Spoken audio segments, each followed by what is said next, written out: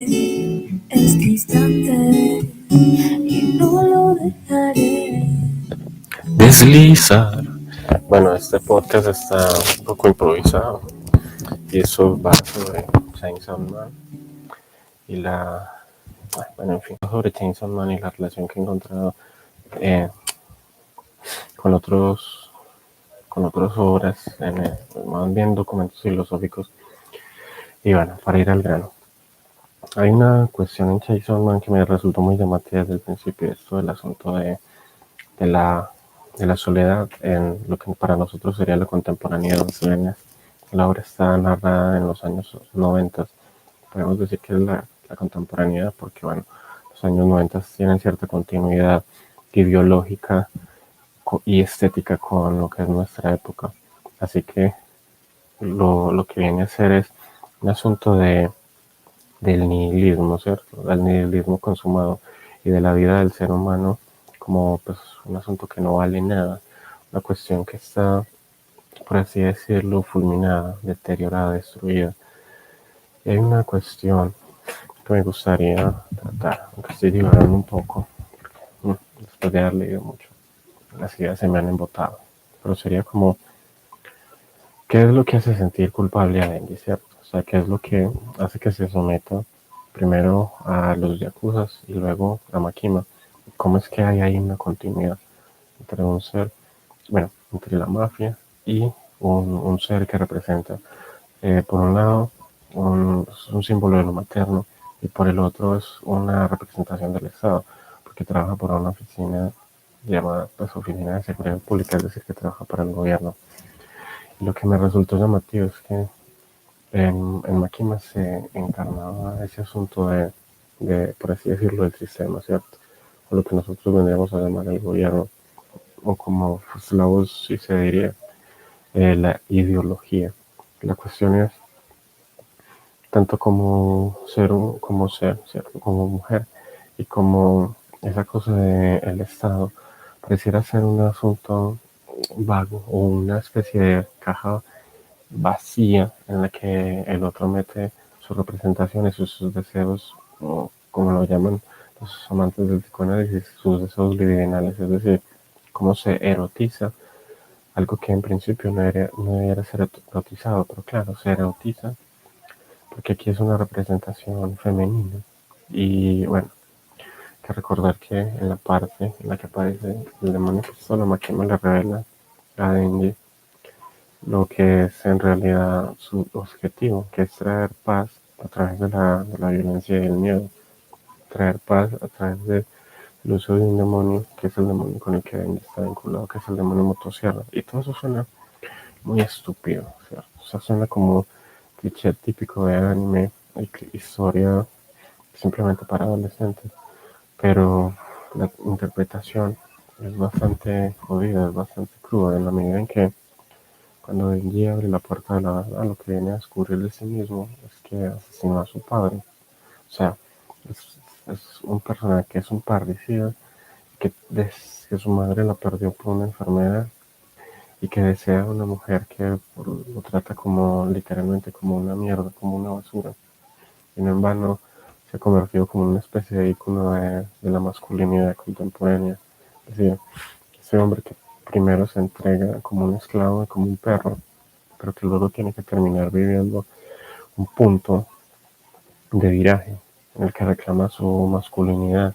Y no en vano se recurre a algo cliché dentro del manga y del anime, que es el asunto a lo demoníaco, ¿cierto? El usar un demonio que le da poder al personaje, al protagonista, o lo potencia o se fusiona con él. En este caso es una suerte de fusión, una simbiosis en la medida en que uno y otro se mantienen vivos gracias pues, al otro, ¿cierto? Es un asunto de convivencia, de simbiosis, que es lo que viene a ser. La simbiosis es una convivencia. Así que, por un lado está eso, el Denji como ese asunto de la masculinidad que debe hallar un lugar en esta contemporaneidad en la que simplemente todo está vacío de un sentido absoluto. Al mismo tiempo debe reclamarse o hacerse independiente a pesar de su culpa.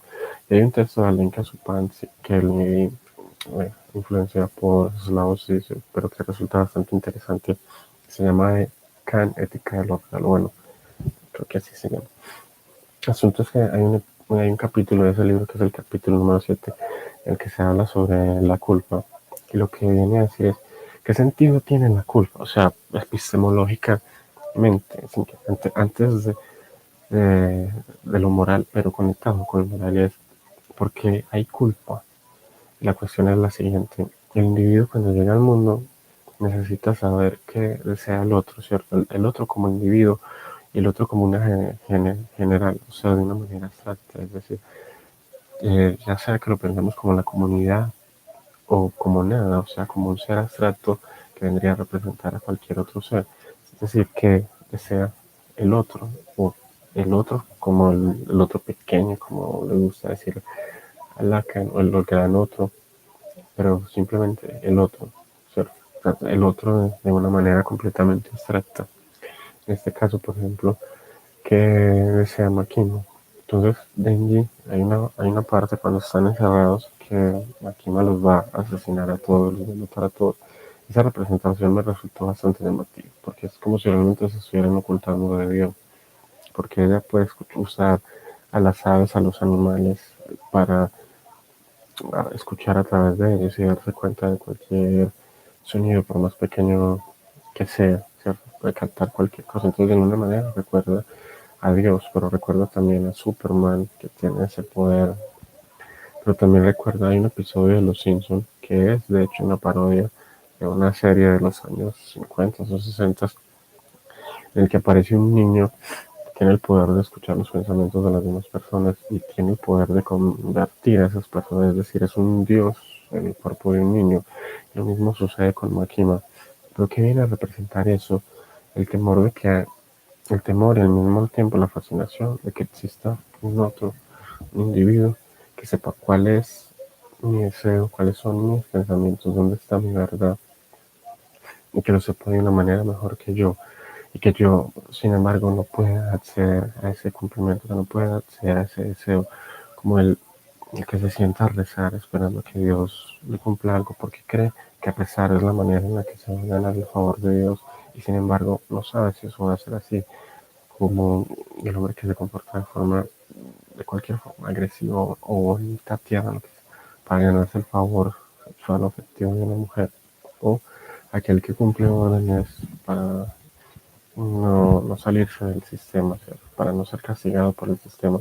Entonces todos tienen en común ese anhelo y ese deseo de hacer en sí mismos, de cumplir en su realidad, en su individualidad, algo que satisfaga a ese otro, al Estado, a la mujer o a otro hombre o a la sociedad, para poder encajar y que sus deseos se cumplan. Y sin embargo, lo que normalmente sucede es que eso no se cumple, eso no se da. Es decir, el deseo fracasa y la moralidad misma fracasa, porque es una búsqueda permanente. Tanto la moralidad como el deseo implican una búsqueda permanente y están conectados con lo epistemológico en la medida en que estamos incapacitados para conocernos completamente, para hacer un viaje hacia el exterior, mirarnos, entendernos completamente desde esa exterioridad, luego regresar y tomar una decisión que nos conecte con lo absoluto, con la totalidad, con una verdad, eso, absoluta, que a la final no conseguimos alcanzar y nos quedamos en nuestra precariedad, en nuestro pequeño punto. No significa que seamos insignificantes, simplemente significa que carecemos de ese conocimiento que nos daría, tal vez nos dejaría en la quietud completa y en un sosiego absoluto. Bueno, suena tan tedioso, o sea, repetir una y otra vez un absoluto, absoluto. Digamos que nos dejaría en la quietud y ya, no tendríamos que movernos, no tendríamos que intentar nada, porque alcanzaríamos una comprensión que nos disolviera, una comprensión que nos hiciese dejar de ser lo que somos y simplemente hacemos una conciencia ahí quieta que, o como lo llaman los budistas, como si alcanzáramos el nirvana, un completo estado en el que ya no hay contradicción consigo mismo que la conciencia se concibe iluminada. Y la cuestión es que esta obra tan sencilla logra representar eso de una manera principalmente gráfica y con el uso de algunos momentos de los diálogos. Por ejemplo, cuando, en la escena en la que Denji va a abrir la puerta y hay algo en su interior que le dice, bueno, no abras la puerta. Y asumo que es la voz de Pochita, que evidentemente representa ese lado animal, ese lado bestial de él mismo, pero al mismo tiempo esa ternura, esa candidez, porque él desde el principio estuvo dispuesto a sacrificar su vida por ayudar a Pochita, aunque al principio lo hace por interés, pero luego hay un punto en la escena en la que Denji le dice a Pochita, bueno, es muy probable que en nuestro trabajo como cazadores de demonios, en un momento dado me asesinen. Si eso llega a suceder, cómete mi cadáver o úsalo para que pueda seguir viviendo, porque no deseo quemarlas. Es decir, hay un primer gesto de Denji que aparece como un gesto de amor y de cariño, es decir, está dispuesto a sacrificarse sabiendo que no va a recibir nada a cambio.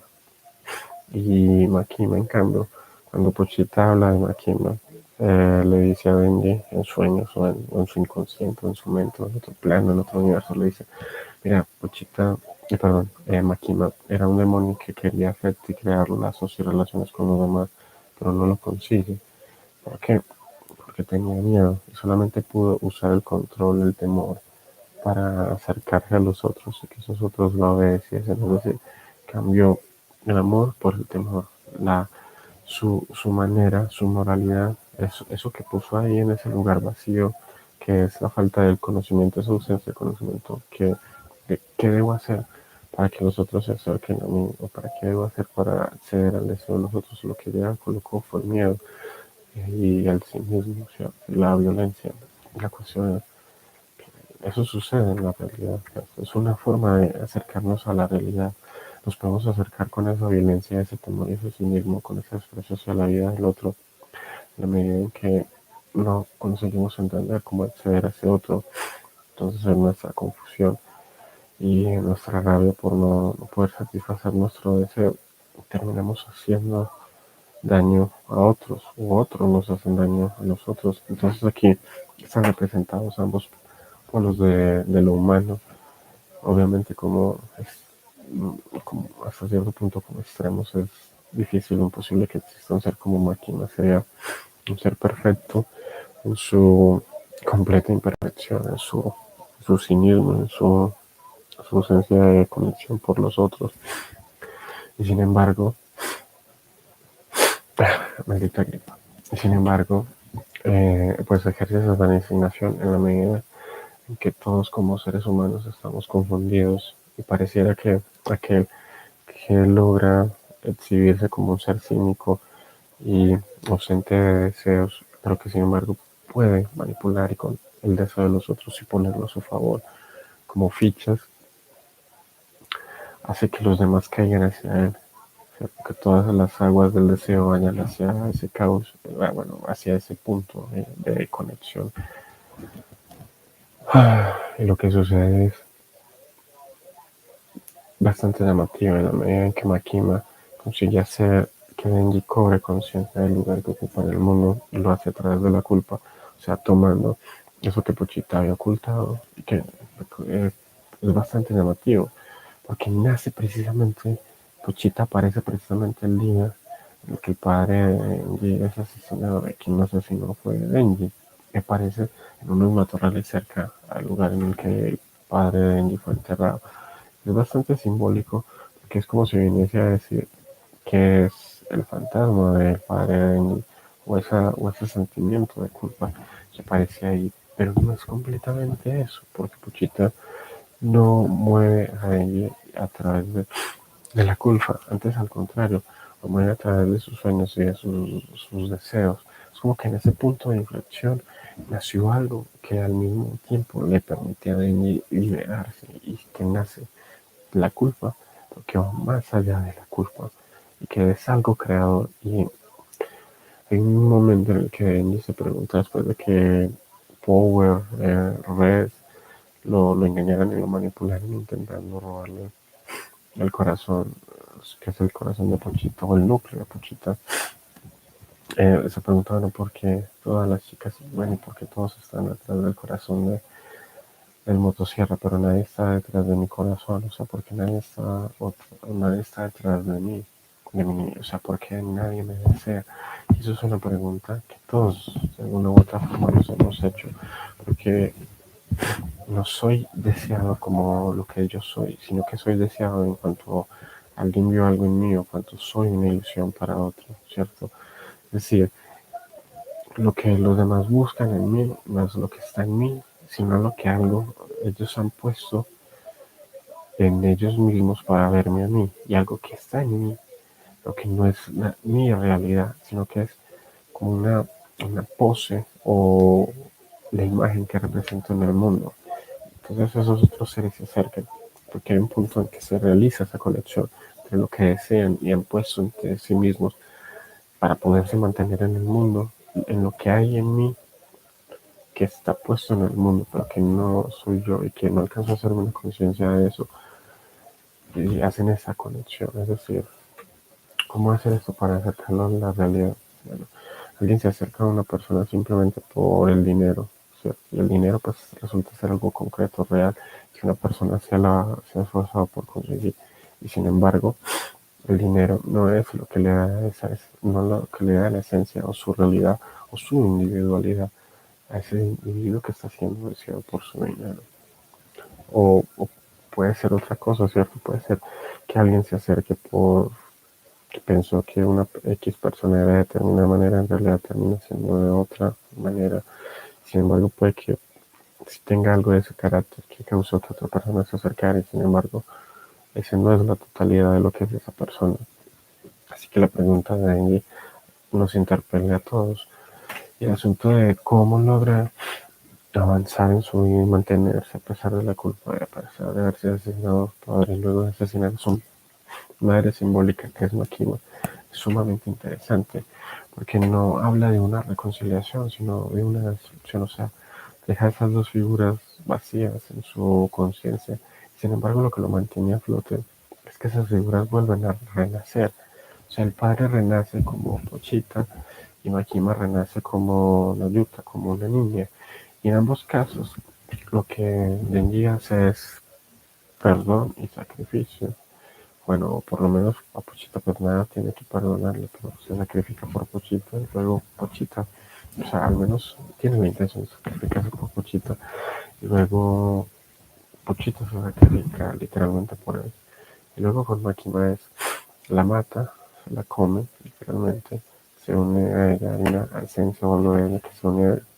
Y curiosamente, esa unión de hombre, de macho y hembra, lo que nace en un lugar en la China, en un lugar distante, ya termina siendo una niña, ¿cierto? Es como que es la hija de ambos, de alguna manera, ¿cierto? Es una hija nacida de la monstruosidad, de lo demoníaco, pero en ella está realizada lo que está ausente de ellos dos, es decir, ella va a recibir amor, a diferencia de Benji y de Makima, va a recibir amor, va a recibir el amor de Benji. O sea, él consigue mantenerse en pie, mantenerse cuerdo hasta cierto punto, como un ser funcional, en la medida en la que pudo perdonarla, en la medida en que pudo dar amor, en la medida en que pudo mantenerse en el mundo, a pesar de que el mundo quisiera destruirlo. Wow, estoy un poco mal. Voy a dejar este podcast aquí y luego continuaré analizando otros aspectos. Así que a quien me escuche algún día en el futuro, futuroso, le deseo buena noche, buena tarde, lo que sea que esté haciendo.